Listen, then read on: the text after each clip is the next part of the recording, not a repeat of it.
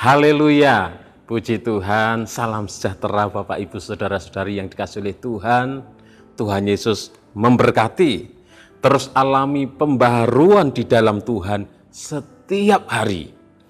Mari renungkan firman Tuhan menggunakan 365 hari yang mengubahkan. Hari ini pembacaan kita ada di dalam Kisah Para Rasul, pasal yang ke-13. Saya akan membacakan Kisah Para Rasul pasal 13 ayat yang ke-50 dan 51. Demikian bunyi firman Tuhan. Orang-orang Yahudi menghasut perempuan-perempuan terkemuka yang takut akan Allah dan pembesar-pembesar di kota itu. Dan mereka menimbulkan penganiayaan atas Paulus dan Barnabas dan mengusir mereka dari daerah itu.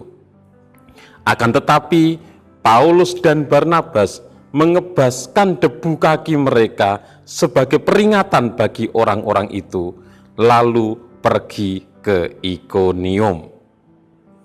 Puji Tuhan, Bapak Ibu Saudara yang dikasihi oleh Tuhan. Mari kita akan bersama-sama belajar dari ayat-ayat yang sudah saya bacakan ini. Mari kita observasi, kita amati dari ayat-ayat tersebut. Siapakah tokoh-tokoh yang ada di dalam ayat tersebut? Di dalam ayat yang ke-50 dijelaskan bahwa ada orang-orang Yahudi. Terus ada perempuan-perempuan terkemuka. Ada pembesar-pembesar kota tersebut atau para pejabat yang ada di kota tersebut, dan juga ada Paulus dan Barnabas. Itulah tokoh-tokoh yang ada di dalam ayat-ayat tersebut. Dan peristiwa apa yang terjadi? Saya mengambil peristiwanya yaitu penganiayaan dan pengusiran Paulus dan Barnabas. Jadi terjadi penganiayaan dan pengusiran kepada Paulus dan Barnabas. Itulah peristiwa yang terjadi. Dan di manakah peristiwa atau tempat kejadian tersebut? Yaitu di Antiokhia, di daerah Pisidia. Dalam Kisah Para Rasul pasal 13 ini, ayat 14 bagian A, saya akan bacakan. Dari Perga, mereka melanjutkan perjalanan mereka, lalu tiba di Antiokhia di Pisidia. Jadi peristiwa ini terjadi di Antiokhia. Sekalipun judul perikopnya di atas ayat 50 itu ke Ikonium, Listra, dan Derbe. Tapi peristiwa penganiayaan dan pengusiran itu terjadi di Antiokhia setelah Paulus dan Barnabas dianiaya, diusir, baru mereka pergi ke Ikonium. Setelah dari Ikonium, kalau kita membaca di dalam Kisah Para Rasul pasal 14, mereka pergi ke Listra dan Derbe. Jadi peristiwa penganiayaan dan pengusiran terjadi di Antiokhia. Mengapa Paulus dan Barnabas dianiaya dan diusir dari Antiokhia? Yang pertama, karena hasutan dari orang-orang Yahudi. Orang-orang Yahudi membangkitkan hati perempuan-perempuan terkemuka yang ada di Antiokhia, membangkitkan hati dari para pembesar, para pejabat yang ada di kota Antiokhia untuk menentang, melawan Paulus dan Barnabas. Membangkitkan hati perempuan-perempuan yang terkemuka dan para pejabat yang ada di kota Antiokhia untuk marah kepada Paulus dan Barnabas. Di dalam Kisah Para Rasul pasal 13 ayat yang ke-50, saya akan bacakan kembali. orang-orang Yahudi menghasut perempuan-perempuan terkemuka yang takut akan Allah dan pembesar-pembesar di kota itu. Dan mereka menimbulkan penganiayaan atas Paulus dan Barnabas dan mengusir mereka dari daerah itu. Jadi penganiayaan, pengusiran yang dialami oleh Paulus dan Barnabas itu terjadi karena adanya hasutan dari orang-orang Yahudi. Yang selanjutnya, mengapa Paulus dan Barnabas dianiaya dan diusir dari Antiokhia? Karena memberitakan Injil, memberitakan tentang Yesus Kristus, bahwa Yesus adalah juru selamat, bahwa Yesus adalah Mesias, bahwa pengampunan dosa hanya ada di dalam Yesus. Sehingga mereka dianiaya dan diusir. Di dalam Kisah Para Rasul pasal 13, saya akan membacakan ayat 37 sampai 39. Tetapi Yesus yang dibangkitkan Allah tidak demikian. Jadi ketahuilah, hai saudara-saudara, oleh karena dialah maka diberitakan kepada kamu pengampunan dosa. Dan di dalam dialah setiap orang yang percaya memperoleh pembebasan dari segala dosa yang tidak dapat kamu peroleh dari hukum Musa.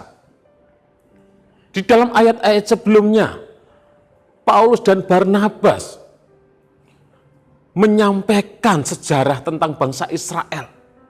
Dan kemudian sejarah itu diceritakan, dan di akhir menceritakan sejarah itu, mereka menyampaikan tentang Yesus yang sudah dinubuatkan oleh nabi-nabi dahulu kala, bahwa hanya di dalam Yesus yang sudah mereka salibkan, Yesus yang kemudian dibangkitkan oleh Allah, hanya di dalam Yesus ada pengampunan dosa.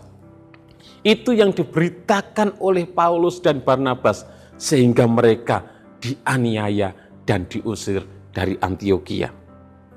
Yang selanjutnya, mengapa Paulus dan Barnabas mengalami aniaya dan diusir? Yaitu karena orang-orang Yahudi iri hati.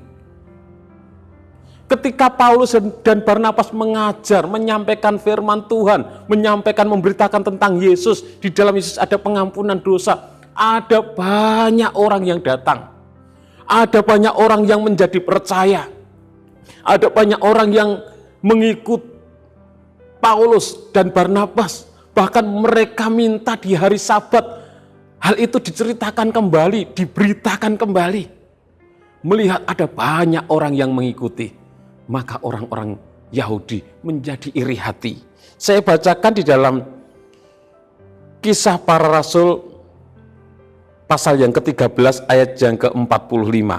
Akan tetapi ketika orang Yahudi melihat orang banyak itu, penuhlah mereka dengan iri hati dan sambil menghujat, mereka membantah apa yang dikatakan oleh Paulus. Jadi ada perasaan iri hati.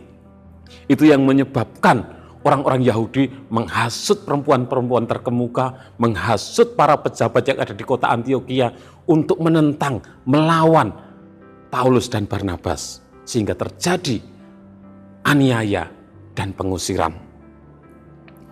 Bagaimana respon yang terjadi ketika Paulus dan Barnabas dianiaya dan diusir? Respon yang terjadi adalah Paulus dan Barnabas mengebaskan debu kaki mereka dan pergi meninggalkan Antiokhia menuju ke Ikonium. Di dalam ayat 51 saya akan bacakan, Kisah Para Rasul 13 ayat 51. Akan tetapi Paulus dan Barnabas mengebaskan debu kaki mereka sebagai peringatan bagi orang-orang itu, lalu pergi ke Ikonium. Itulah respon yang terjadi, yang dilakukan oleh Paulus dan Barnabas. Mereka mengebaskan debu yang ada di kaki mereka. dan mereka meninggalkan Antiokhia, pergi ke Ikonium. Mengebaskan debu kaki menjadi simbol membersihkan diri. Artinya bahwa Paulus dan Barnabas membersihkan diri mereka. Jangan sampai sikap menolak Injil, jangan sampai sikap menolak Yesus, sikap tidak mau percaya kepada Yesus sebagai juru selamat yang sudah dilakukan oleh orang-orang Yahudi itu mengotori Paulus dan Barnabas. Dan interpretasi pelajaran yang dapat kita ambil dari kisah ini, yang pertama tentunya kita melihat dari orang-orang Yahudi. Jangan kita mengikuti, jangan kita meneladani orang-orang Yahudi. Jangan kita menjadi seperti orang-orang Yahudi yang dituliskan di dalam Kisah Para Rasul pasal yang ke-13 ayat yang ke-50 ini. Yaitu jangan kita menjadi penghasut. Orang-orang Yahudi menjadi penghasut, menghasut perempuan-perempuan terkemuka, menghasut para pembesar, para pejabat yang ada di kota Antiokhia untuk menentang Paulus dan Barnabas. Jangan kita menjadi penghasut. Jangan membangkitkan hati orang lain untuk memusuhi orang lain, untuk melawan, memberontak orang lain. Yang selanjutnya, jangan kita seperti orang-orang Yahudi yang iri hati melihat keberhasilan Paulus dan Barnabas dalam memberitakan Injil. Ada banyak orang yang datang, ada banyak orang yang percaya, kemudian mereka menjadi iri hati. Jangan kita menjadi orang yang iri hati. Aplikasinya dalam kehidupan kita, jangan kita menjadi penghasut yang mempengaruhi orang lain untuk melawan, menentang, membenci orang lain. Dan jangan kita menjadi orang yang mudah dihasut. Dan yang selanjutnya, jangan kita menjadi orang yang iri hati. Kalau ada orang lain yang berhasil, teman kita, tetangga kita berhasil, jangan kita iri hati. Tetapi kita harus ikut berbahagia. Karena mereka berhasil, karena mereka sukses, mereka bahagia, kita harus ikut berbahagia. Kalau ada orang yang gagal, orang yang susah, kita harus ikut berempati. Kalau bisa kita membantu mereka, menolong mereka. Di dalam Roma 12 ayat 15 dikatakan, bersukacitalah dengan orang yang bersukacita dan menangislah dengan orang yang menangis. Artinya kita harus ikut berbahagia kalau ada orang lain yang berhasil, yang sukses. Jangan iri hati. Biarlah hal ini menjadi berkat bagi kita. Jangan kita menjadi penghasut, jangan mudah dihasut, dan jangan iri hati melihat keberhasilan orang lain. Tuhan Yesus memberkati. Terima kasih kepada Bapak Ibu Saudara yang sudah dengan setia mengikuti Renungan 79, kiranya menjadi berkat bagi kita semuanya.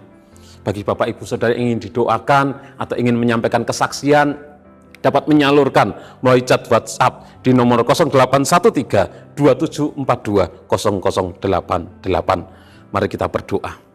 Terima kasih Tuhan, buat kasih dan kemurahan-Mu, Engkau selalu berfirman kepada kami setiap hari Tuhan.